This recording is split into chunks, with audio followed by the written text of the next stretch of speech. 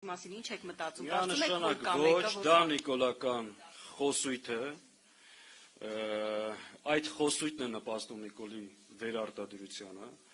մենք կարծում ենք, որ պետք է ընտրություններին ձևավորել մասնակցել մի քանի խոշոր դաշինքներով,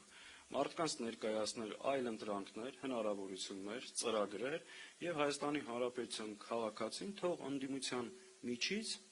ընտրի, որ թիմն է, որ ում ծրագիրն է, որ կարող է երկիրը այս իրավիճակից դուրս բերել։ Հայաստան դաշինքը նախորդ ընտրություններին ստացել է շուրջ 280,000 քվ։ Նախորդ ընտրություններին մասնակցած մյուս 23 կուսակցությունները ըստ էության շեմը չեն հաղթահարել։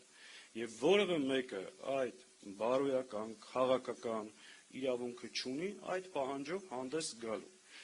Մենք երբեք որևէ մեկին չենք ասում մի մասնակցել ընտրություններին,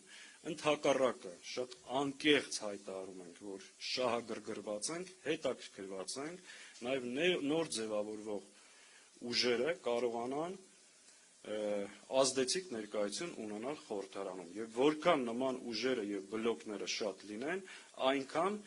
այսօրվա իշխանության հեռացման միջավայրը ավելի բարենպաստ կլինի։ Հետևաբար ցանկացած ուժ պետք է պայքարի, հատկապես ընդդիմադիր դաշտի ուժերը, ոչ թե միմյանց դեմ, միմյանց թիրախավորելով կամ մեկ թիրախ, դա գործող իշխանությունն է, իսկ մրցակցություն, միմյանց քննադատություն մենք շատ նորմալ ենք վերաբերվում